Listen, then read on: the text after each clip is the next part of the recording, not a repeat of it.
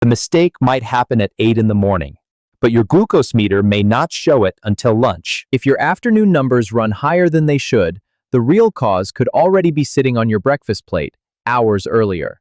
Most people never make that connection. They blame the lunch. They blame their body. The breakfast is long forgotten. In this video, I'll walk you through what doctors call the second meal effect, the one breakfast mistake most people make without realizing it, and the simple swaps that actually help.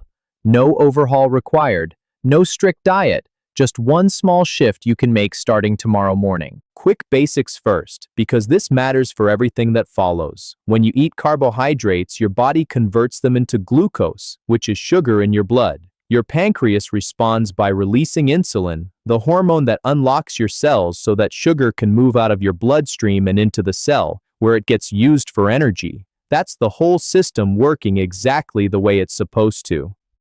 The part that surprises most people, that system doesn't fully reset between meals. Breakfast sets the track your blood sugar runs on for the next several hours. Eat the wrong kind of breakfast, and lunch pays for it, even if lunch itself is a perfectly reasonable meal. The morning follows you into the afternoon whether you notice it or not. So what's the actual mistake? Cereal with milk, toast and jam. A muffin with coffee. A bagel on its own. Instant oatmeal loaded with sugar. A sweetened yogurt drink from the fridge. Look at what runs through all of those. Each one is almost entirely carbohydrate, with very little else alongside it. If any of those sound like your usual morning, you haven't done anything wrong. These are some of the most common breakfasts in the country. Precisely because they're fast, familiar, and require almost no thought before you're out the door. The problem isn't the choice. It's that nobody ever explained what they're quietly doing to your blood sugar hours after you've forgotten them. This is the part people tend to misunderstand, so let me be direct about it. The mistake is not eating carbohydrates. Carbohydrates are not the enemy here. The mistake is eating carbohydrates with almost nothing else alongside them. That one difference, carbs alone versus carbs with something else, changes what happens inside your body completely. Second meal effect works like this. Think of your blood sugar like water running downhill. So the sugar rushes into your blood all at once, fast. Your pancreas has to release a large burst of insulin just to catch up. That spike, and the catch-up that follows it, leaves your system a little slower and less responsive heading into the next meal.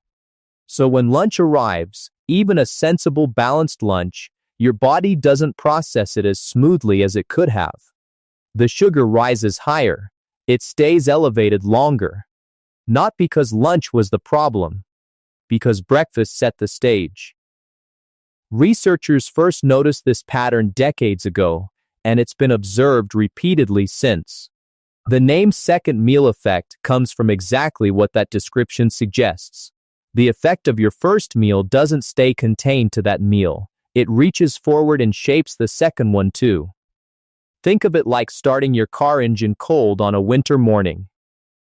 The first few minutes of driving are rougher than usual, not because anything is broken, but because the engine hasn't fully warmed up yet. Your body works similarly after a carb-heavy start. It isn't broken, it's just still catching up by the time lunch arrives. This is why breakfast quietly follows you into the afternoon without you ever seeing the connection. You may never trace the number that looks off back to the meal that caused it, because by the time it shows up, hours have already passed. You did everything right at lunch. Reasonable portion. Vegetables on the plate. Nothing unusual. And the number still comes back higher than it should. It's easy to blame that lunch, or to feel like your body is simply unpredictable. But often, the real explanation happened 3 or 4 hours earlier, at a table you've already cleared and forgotten about. Before you throw away all your carbs, pause, because this is the part people get wrong most often. You do not need to cut carbohydrates out of your life. What you need to stop doing is eating them completely alone. Add a little protein, a little fiber, or some healthy fat alongside the same carbohydrates, and that exact food behaves in a completely different way once it's inside your body. Same food, different company, different outcome. Drop your usual breakfast in the comments below, just one line. Cereal, toast, eggs, oats, tea, whatever it actually is. I read every single one, and your example might end up in a future video. Let's talk about what actually works, because understanding the problem is only useful if you know what to do next. I'm giving you several options on purpose. Not everyone eats the same way, and not everyone wants eggs in the morning. If eggs work for you, a couple of eggs paired with whole fruit is a strong, straightforward choice. Prefer to skip eggs entirely? Greek yogurt with a small handful of nuts or a spoonful of chia seeds does just as good a job. Cottage cheese with a handful of berries is another option that takes almost no preparation and travels well if you're eating on the go. Fond of oatmeal? Keep it. Just change what goes into the bowl.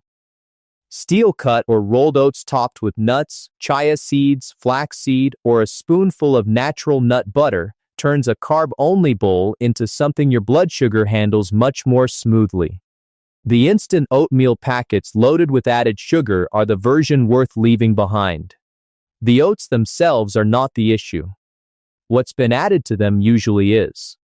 Toast is the same story. The slice of bread is not automatically the villain. Whole grain toast with avocado, with peanut butter, or with an egg alongside it changes how your body handles that exact same slice. The bread didn't change.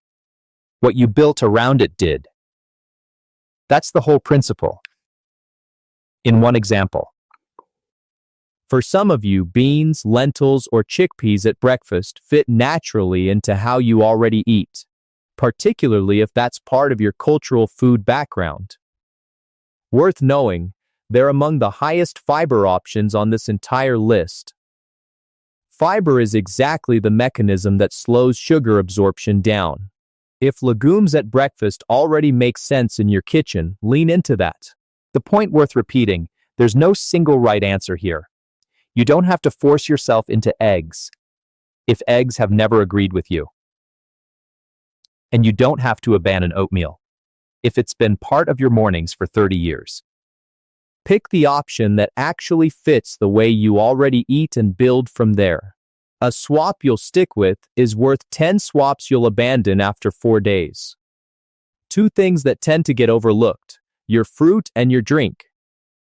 Whole fruit is better than juice here, because the fiber inside the fruit itself slows down how quickly the sugar reaches your blood. When you juice it, you lose most of that fiber and the sugar hits faster than you'd expect.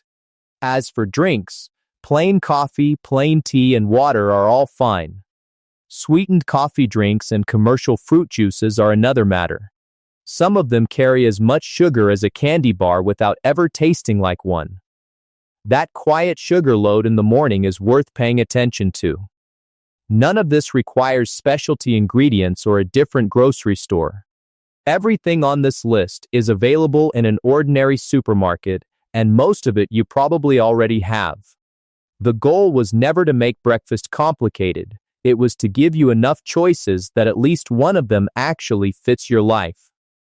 The question to ask yourself before breakfast, starting tomorrow: does this meal have protein, fiber, or healthy fat in it?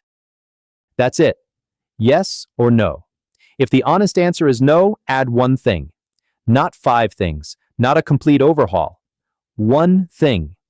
This works as a habit precisely because it's one question, not a system. A picture what this actually looks like in practice. Someone changes nothing except breakfast. Swaps toast and juice for yogurt with nuts and a piece of whole fruit. Lunch and dinner stay exactly the same. Nothing else in the day shifts. When they check their numbers, the afternoon reading comes in steadier than it used to.